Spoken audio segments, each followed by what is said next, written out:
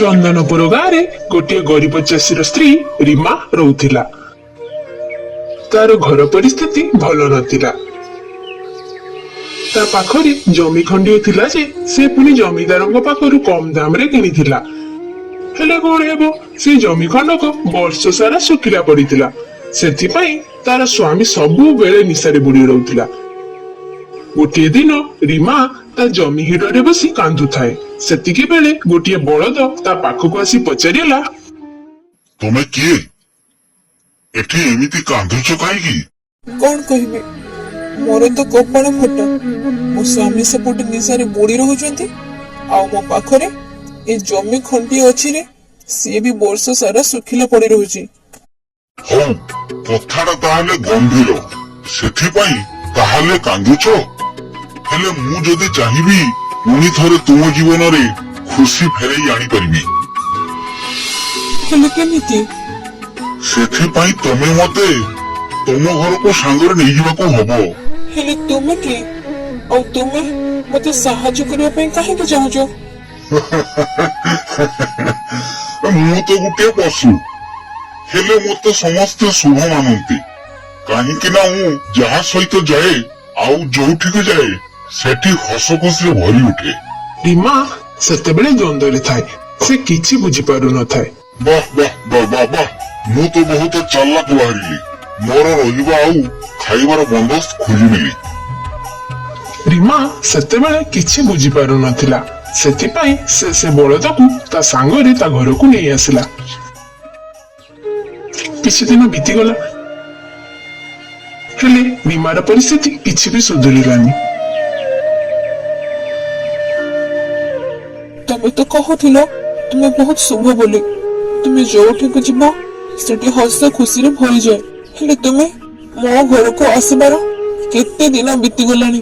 ମୋ ପରିସ୍ଥିତି ଯେମିତି ଥିଲା ସେମିତି ଅଛି, କିଛି ବି ବଦଳିଲାନି। ଆଚ୍ଛା କଥା, ଯଦି ଏମିତିକା ତାହେଲେ ଚାଲ ମୋ ସହିତ ତୁମର ସେଇ ଶୁଖିଲା ଜମି ପାଖକୁ ଯିବା।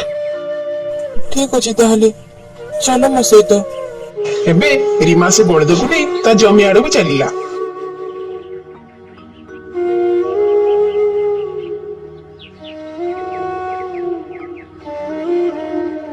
ଜମିରେ ସୋରିଷ ବିହନ ବୁଣି ଦିଅ, ଆଉ ତାପରେ ଦେଖିବ ତୁମ ଏ ଶୁଖିଲା ଜମିର କେମିତି ସୋରିଷ ହେଉଛି। ବଳଦର କଥା ମାନି ରୀମା ସେମିତି କରିଲା। ଦିନ ପରେ ଦିନ ବିତି ଯାଉଥାଏ। ରୀମା ଆଉ ବଳଦ ଦୁଇ ଜଣ ମିଶି ସେଇ ଶୁଖିଲା ଜମିରେ କଠିନ ପରିଶ୍ରମ କରିବାକୁ ଲାଗିଲେ।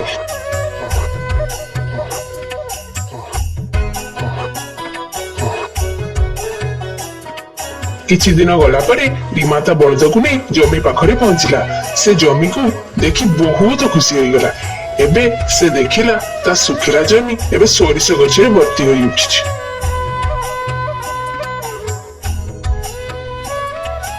ବହୁତ ଭଲ ହେଲା। ମୋ ଶୁଖିଲା ଜମିକୁ ସୋରିଷ ଗଛରେ ଭର୍ତ୍ତି ଦେଖି ମୁଁ ବହୁତ ଖୁସି। ତୁମେ ପ୍ରମାଣ କରିଦେଲ କେତେ ଶୁଭ ତୁମେ। ମୁଁ ଏବେ ବହୁତ ଖୁସି। ସେଇ ଦିନଠୁ ଯେମିତି ରୀମାର ଜୀବନ ବଦଳିଗଲା। ଧୀରେ ଧୀରେ ରୀମାର ପରିବାର ଗାଁରେ ସବୁଠାରୁ ଧନୀ ଚାଷୀ ହୋଇଗଲା। ଆଉ ତାର ଶୁଖିଲା ଜମି ଏବେ ସବୁଠାରୁ ଭଲ ଜମିରେ ବଦଳିଗଲା।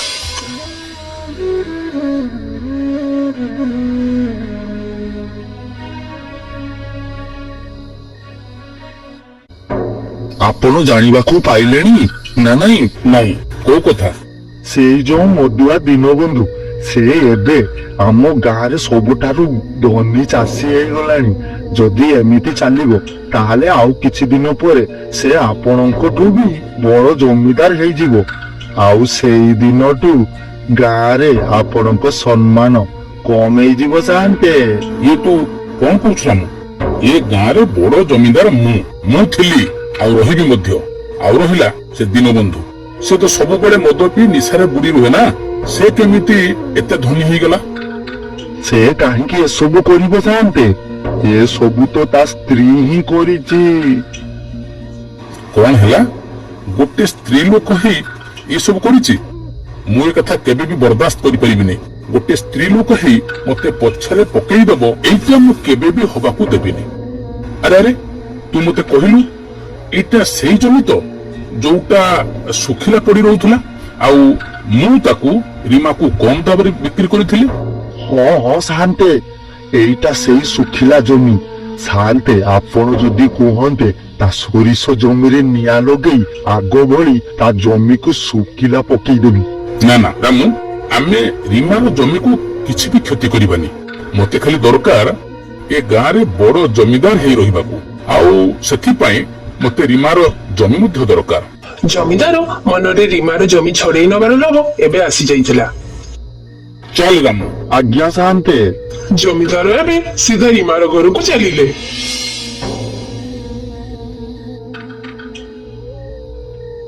ଆରେ ଜମିଦାର ବାବୁ, ଆପଣ ଏଠି ଆମ ଘରେ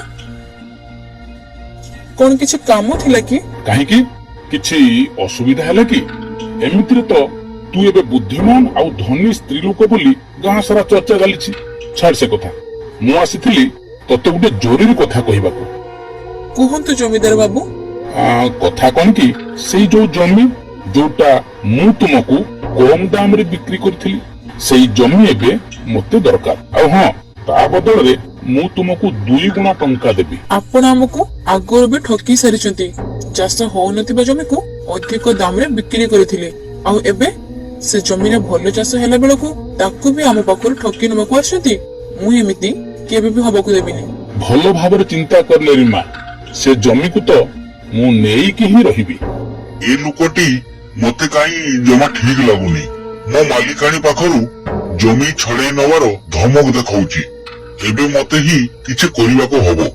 ଜମିଦାର ରିମାକୁ ଧମକ ଦେଇ ସେଠୁ ଚାଲିଗଲା। ମୁଁ ଏବେ କଣ କରିବି? ଜମିଦାର ନଜର ଏବେ ମୋ ଜମି ଉପରେ ପଡିଛି। ସେ ଦୁଷ୍ଟ ଯେମିତି ହଉ ମୋ ଜମିକୁ ଛଡେଇ ନବ। ସେମିତି ହେଲେ ପୁଣି ଥରେ ମୋ ଘରର ପରିସ୍ଥିତି ଖରାପ ହେଇଯିବ। ଯାଉଛି ସେ ଲୋକଟିର ପିଛା କରିବି। ବଳଦଟି ଏବେ ଲୁଚି ଲୁଚି ଜମିଦାର ପଛେ ପଛେ ଚାଲିଲା। ଆରେ ରାମୁ, କୁଆଡେ ଗଲୁ? ଯାଉଛି ସାନ୍ତେ। ଆଜ୍ଞା ସାନ୍ତେ, ମତେ ଡାକୁଥିଲେ?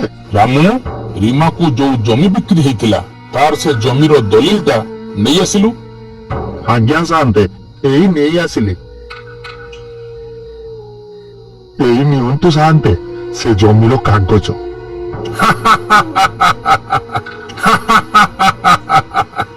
ମୁଁ ବୁଝିପାରିଲିନି ସାନ୍ତେ, ଆପଣ ଏ ଦଲିଲକୁ ଦେଖି ଏତେ ଜୋରରେ ହସୁଛନ୍ତି କାହିଁକି? ବୁଝିଲୁ ରାମୁ, ଏଇଟା ହଉଛି ରିମାକୁ ବିକ୍ରି କରିଥିବା ଜମିର ଅସଲି ଦଲିଲ। ଆରେ ତାକୁ ଯୋଉ ସେତେବେଳେ ଦେଇଥିଲି ସେଇଟା ହଉଛି ନକଲି ଦଲିଲ। ତା ମାନେ ସାନ୍ତେ, ସେ ଜମିକୁ ହଁ, ମାନେ ସେ ଜମିକୁ ମୁଁ ରିମା ପାଖରୁ ଏବେ ବି ଛଡେଇ ନେଇ ପାରିବି। ଆରେ ଏ ଲୋକଟା ତ ବହୁତ ବିଶ୍ୱାସଘାତକଟା ବାହାରିଲା।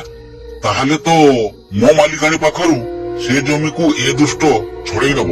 ବଳଦଟି ସେଇଠି ଜଗି ରହି ସନ୍ଧ୍ୟା ହେବା ଯାଇ ଅପେକ୍ଷା କଲା।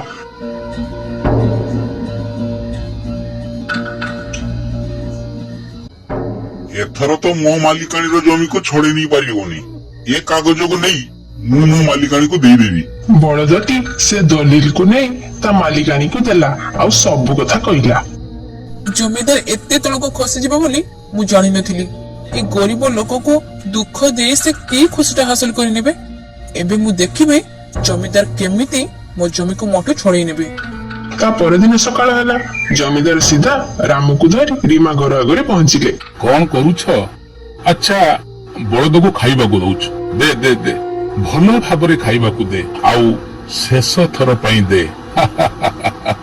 ଏଥର ତ ସେ ଜମିକୁ ଆମ ସାନ୍ତେଙ୍କୁ ଦବାକୁ ପଡିବ ରିମା। କାହିଁକି ନା ସେ ଜମିର ଅସଲି ଦଲିଲ ତ ଆମ ସାନ୍ତେଙ୍କ ପାଖରେ ଅଛି। ଆଚ୍ଛା, ତୁମେ ବୋଧହୁଏ ଏଇ ଦଲିଲ କଥା କହୁନ ତ ରାମୁ ଭାଇ? ଆରେ ଆରେ ସାନ୍ତେ, ଇଏ ଦଲିଲ ୟା ପାଖକୁ କେମିତି ଗଲା? ଇଏ ତୁ କିଛି ବି ଠିକ କରିଲୁନି ରିମା। ଏ ଅପମାନର ପ୍ରତିଶୋଧ ମୁଁ ନିଶ୍ଚିତ ନେବି।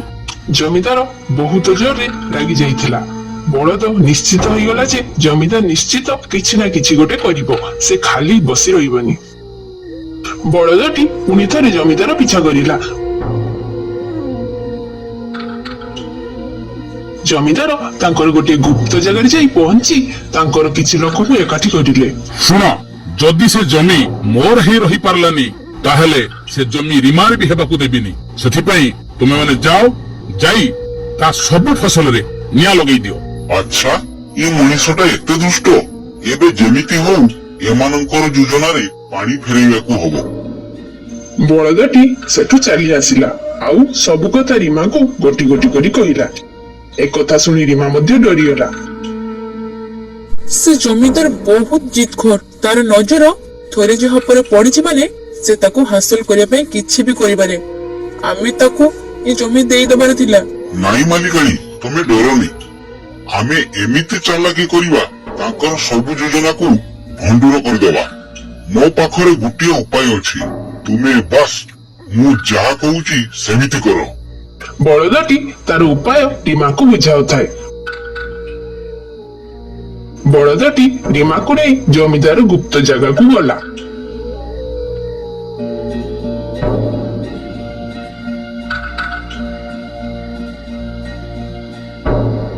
ଆଉ ସେଠି ରଖାଯାଇଥିବା କିରୋସିନି ଡବାରୁ କିରୋସିନି ବାହାର କରି ପାଣି ଭରିଦେଲେ। ଆଉ ଲୁଚି ଲୁଚି ସେଠୁ ଚାଲି ଆସି ତା ଜମି ପାଖରେ ଲୁଚି ରହିଲେ। କିଛି ସମୟ ପରେ ରାତି ହୋଇଯାଏ। ଜମିଦାର ଆଉ ତାର ଲୋକମାନେ ସେ ପାଣି ଡବାକୁ ନେଇ ରୀମାର ଜମି ପାଖରେ ପହଞ୍ଚିଲେ।